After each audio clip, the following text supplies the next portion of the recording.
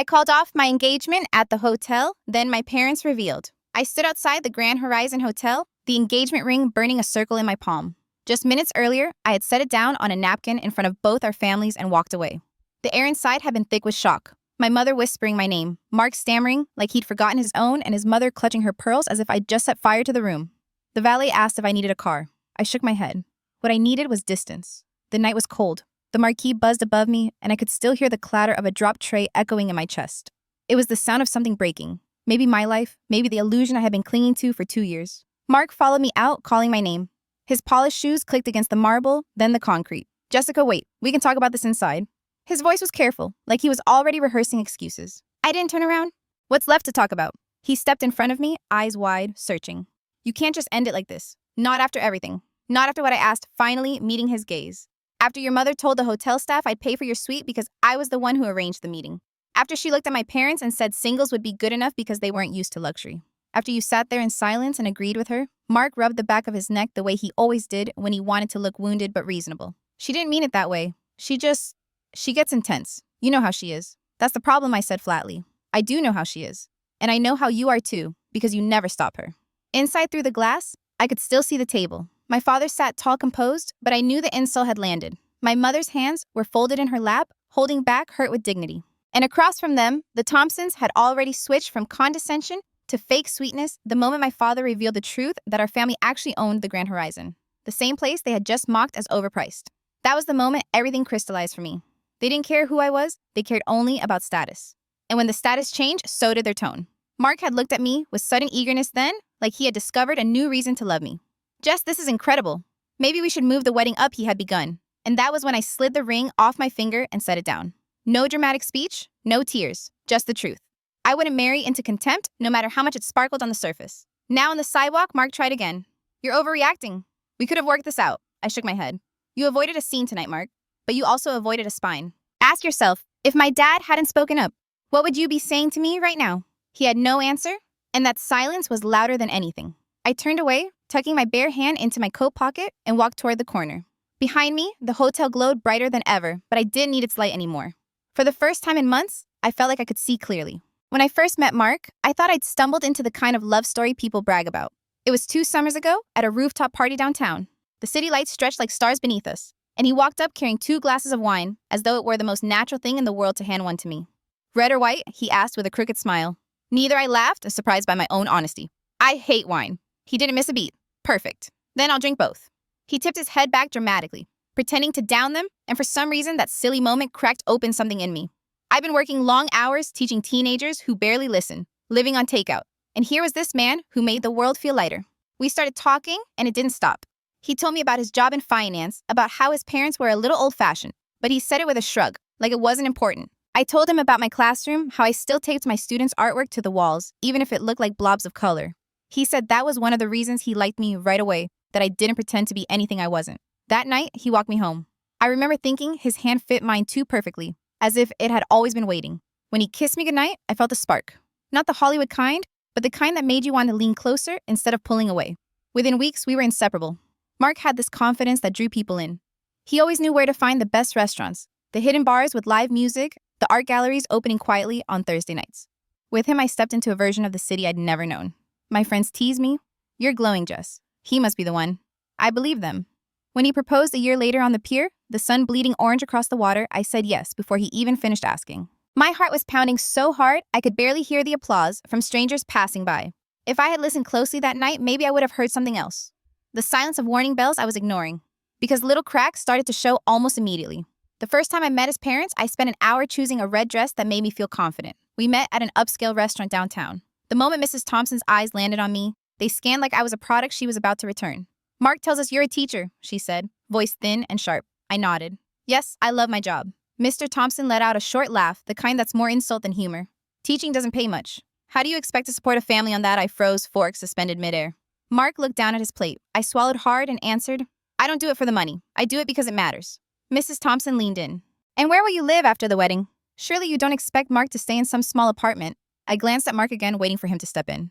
He didn't. His silence spread over the table like a stain, and I felt myself shrinking into my chair. Later outside, I asked him why he hadn't defended me. He kissed my forehead. Just don't take them seriously. They just test people. You passed. But it didn't feel like a test. It felt like a warning. Still love makes excuses where common sense would throw up red flags. I told myself his parents' cruelty wasn't his fault. I told myself he loved me and that was enough. But here's the thing. No one tells you silence can be as loud as cruelty. And Mark's silence became the soundtrack of our relationship whenever his parents were near. After that first dinner, I told myself I could handle his parents. Everyone has flaws, right? Maybe they were just being protective. Maybe they'd soften once they got to know me. That's what I repeated in my head like a mantra. But reality has a way of peeling back the lies we tell ourselves. The call started a few weeks later.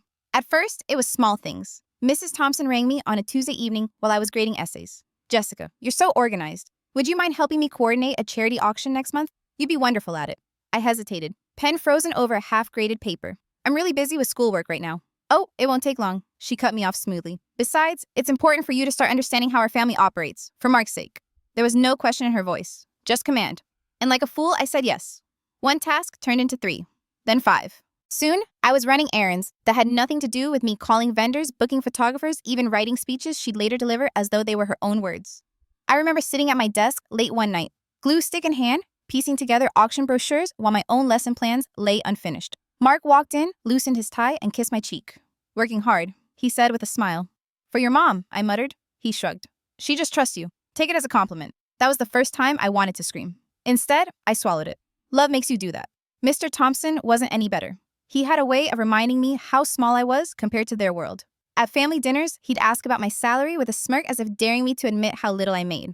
One evening, he leaned back in his chair, swirling his brandy. Jessica, do you know how much I made my first year in business? I shook my head.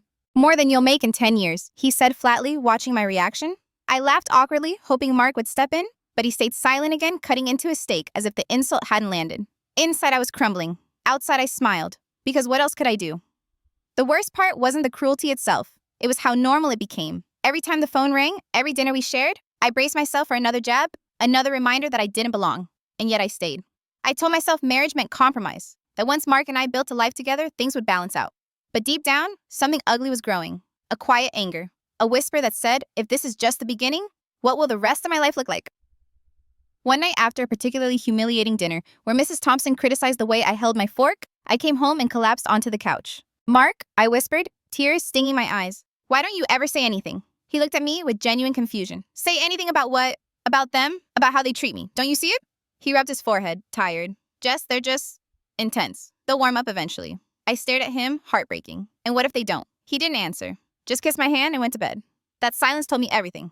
By the time talk of our parents' meeting came up, I was already exhausted.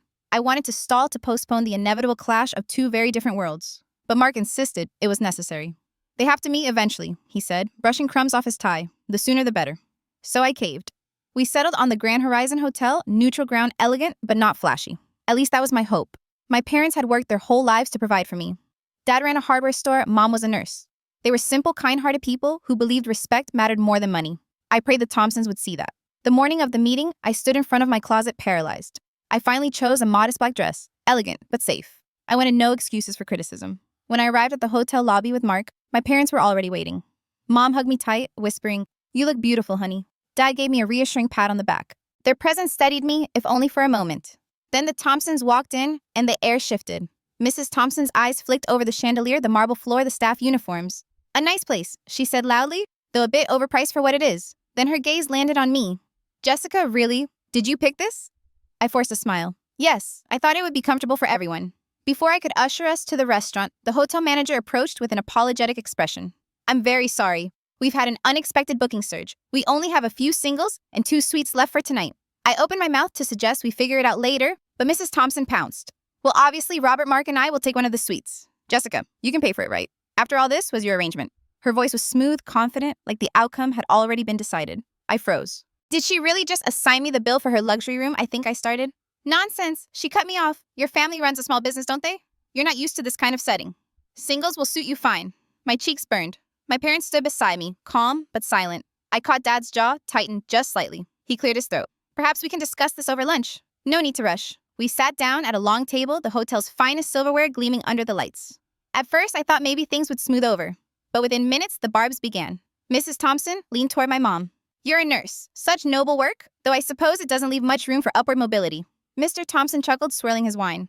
"In a hardware store, you said, it must be difficult to compete with the big chains." ever thought of selling, their words were daggers wrapped in fake politeness. My parents, to their credit, remained calm. Mom smiled politely. Dad answered briefly, but I could see the hurt in their eyes. Meanwhile, Mark sat beside me, silent, staring at his plate, as though none of this concerned him. By dessert, the room debate resurfaced. Mrs. Thompson folded her napkin neatly. So it's settled. We'll take the sweet. Jessica can cover the expense. Mark finally spoke, his voice flat. Mother's right. They should be comfortable. My stomach dropped. I stared at him, unable to process the betrayal. This was the man I was supposed to marry. Mom, ever the peacemaker, jumped in. Let the hotel decide based on availability. No need for conflict. But Mrs. Thompson wasn't done. She turned to me, lips curled. Jessica, your family simply can't compare to ours. You should be grateful we're even here. That's when Dad stood up. Calm, steady, but with a weight in his voice I'd rarely heard. There's something you should know. The room fell silent. He glanced at the hotel manager standing nearby, then back at the Thompsons. This hotel, along with several others in the city, is owned by our family business. The words dropped like a stone into still water. Mrs. Thompson's jaw actually dropped. Mr. Thompson's glass froze mid-air. Even Mark looked stunned, his face flushing red. The manager, suddenly pale, rushed to apologize for the earlier mix-up. Mr. Taylor.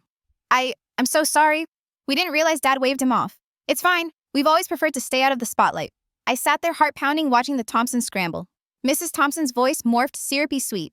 Oh my, what a delightful surprise. You must be very proud. Mr. Thompson forced a laugh. Yes, impressive indeed. Quite admirable. Even Mark leaned toward me, whispering, Jessica, why didn't you tell me? I stared at them, all their masks, their sudden pivot from arrogance to flattery. And in that moment, something inside me snapped. I sat frozen in that hotel dining room, the echoes of my father's words hanging heavy in the air. My parents owned this hotel. The very ground the Thompsons stood, on the chandeliers they critiqued, the suites they fought over, it all belonged to us. And suddenly, the people who had spent months treating me like I was beneath them were scrambling to adjust their faces. Mrs. Thompson leaned across the table, her smile stretched tight, almost grotesque. Jessica. Dear, you should have mentioned this sooner. We must have misunderstood your background. Her voice was sugar, but her eyes were sharp. Mr. Thompson raised his glass in some weak attempt at a toast. To the Taylors, then. Quite a distinguished family. We're honored to be here. I wanted to laugh. Honored. Just minutes ago, they were treating my parents like peasants. Now suddenly, they were proud to breathe the same air. Mark looked at me bewildered. Jess, why didn't you tell me? I stared at him, the words caught in my throat. Because it never mattered. Because I wanted you to love me, for me, not for some property portfolio. Because deep down, I think I knew this moment would reveal exactly who you were. Instead, I said nothing. The silence stretched. And then Mrs. Thompson broke it with the audacity only she could muster. Well, given this new information, I think it only makes sense we move the wedding date up. Don't you agree, Mark? Mark nodded automatically. Yes, perhaps sooner rather than later. Jessica, what do you think? What did I think? That my entire engagement was a facade.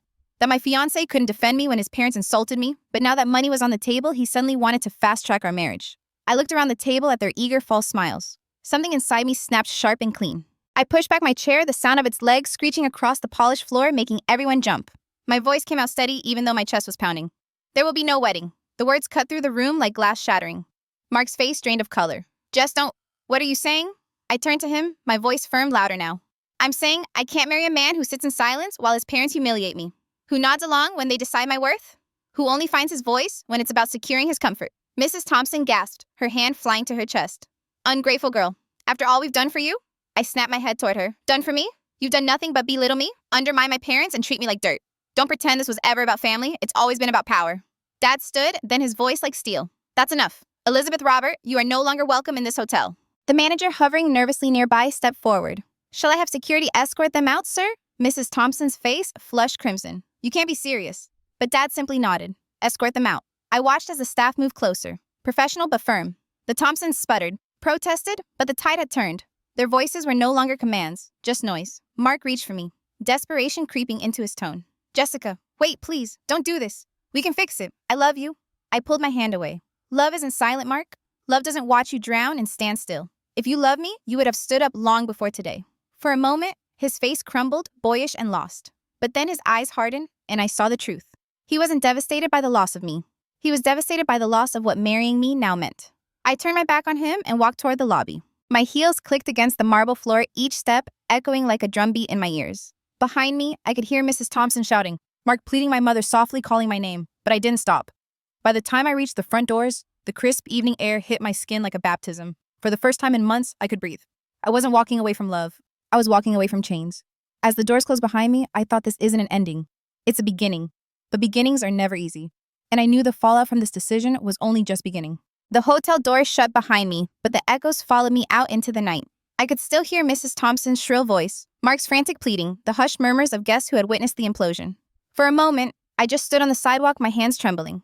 The city lights blurred as hot tears filled my eyes. I had just detonated my engagement in front of both our families, hotel staff, and anyone within earshot. My heart was pounding so hard it hurt. But underneath the chaos, there was something else, an odd, almost guilty sense of freedom. My phone buzzed. The screen lit up with Mark's name over and over. I let it ring until it stopped. A few minutes later, the group chat I shared with my cousins exploded. Jessica, what happened? We heard yelling in the lobby. Girl, are you okay? I didn't answer. I couldn't.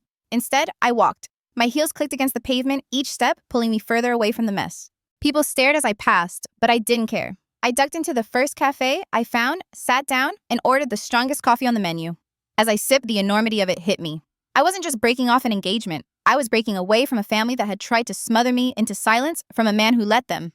And yet I felt the sting of failure too. 2 years of my life gone in a flash. 2 years of planning, dreaming, building a future with someone I thought was on my side. By the time I got home that night, my phone was a battlefield. Dozens of missed calls. Voicemails from Mark, alternating between desperate and angry. One message from Mrs. Thompson that simply said, "You'll regret this." My parents, bless them, came by with takeout. Dad set the food on my counter silent while Mom wrapped her arms around me. "You did the right thing," she whispered. But I broke down anyway. Did I though? Or did I just blow up my entire life? Dad spoke then, his voice steady.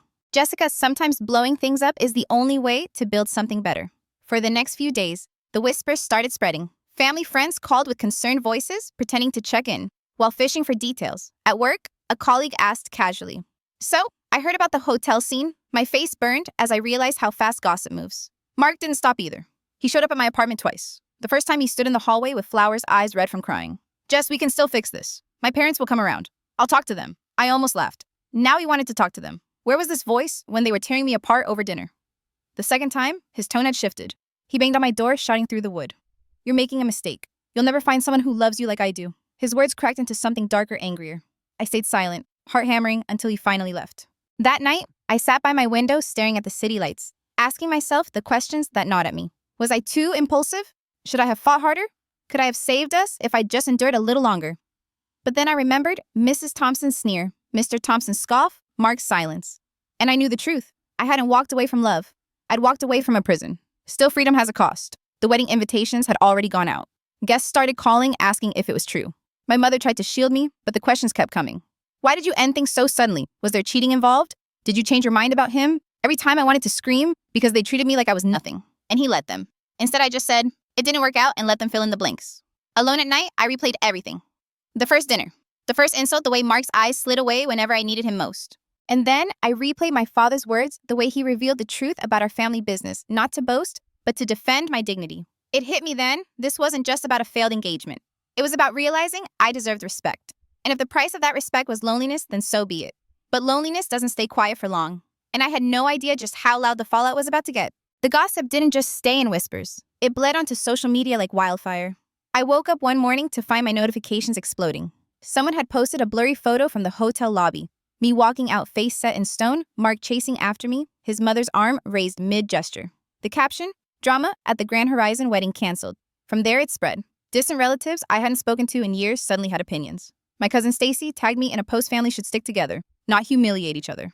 The comments piled on. Some defended me, but most speculated. Maybe Jessica cheated. Maybe she only wanted Mark for money.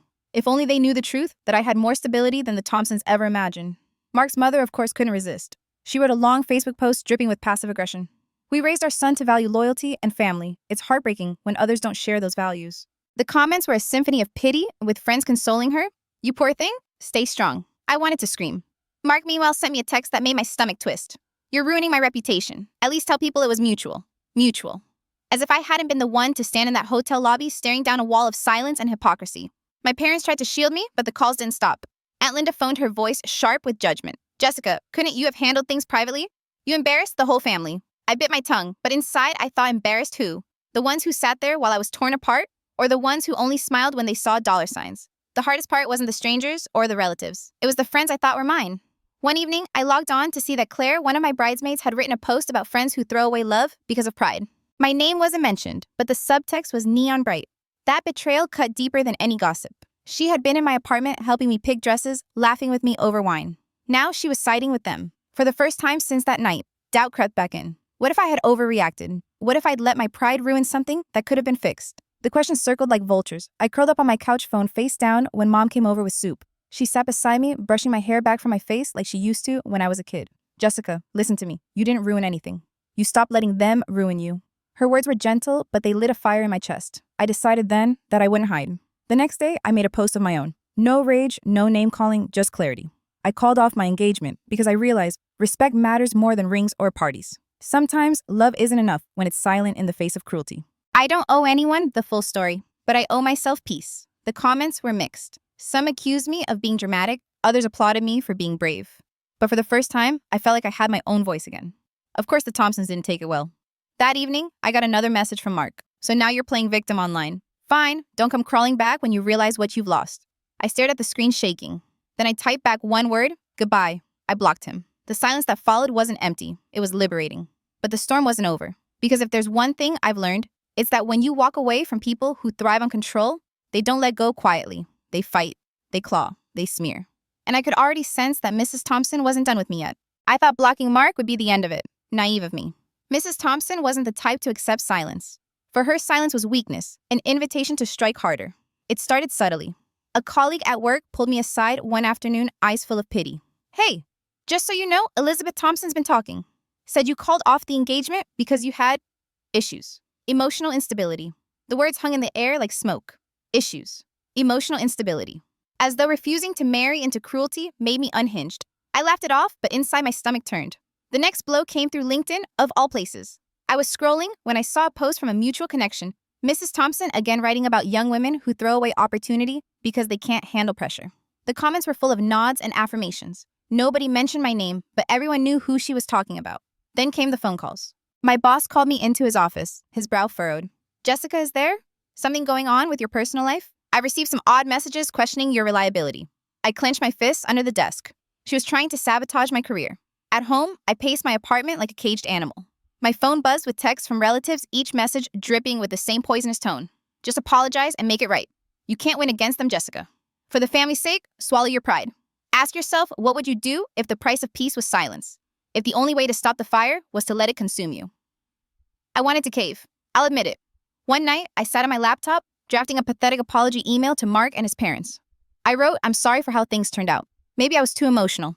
But then I stopped. My reflection stared back at me in the black screen eyes, red face drawn. Too emotional, no. I wasn't emotional.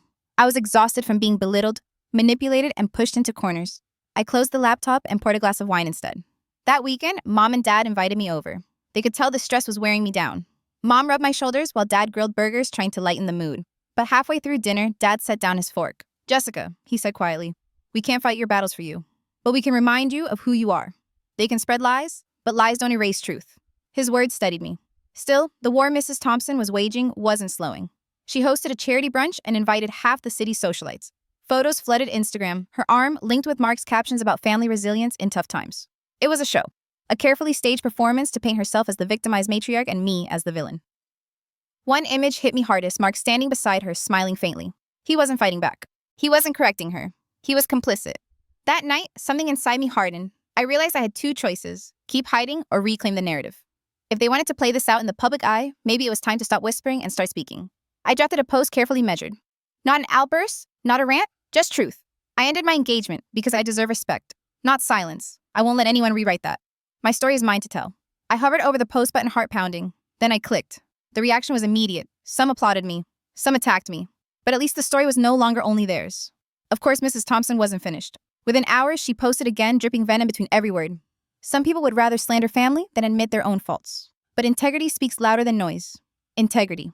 From a woman who treated my parents like dirt and tried to destroy me with rumors. I shut my phone off and sat in the dark shaking. This wasn't just family drama anymore, it was war. And in wars like these, someone always breaks. The only question was, would it be her or me? The longer this dragged on, the more I felt like I was living in two worlds.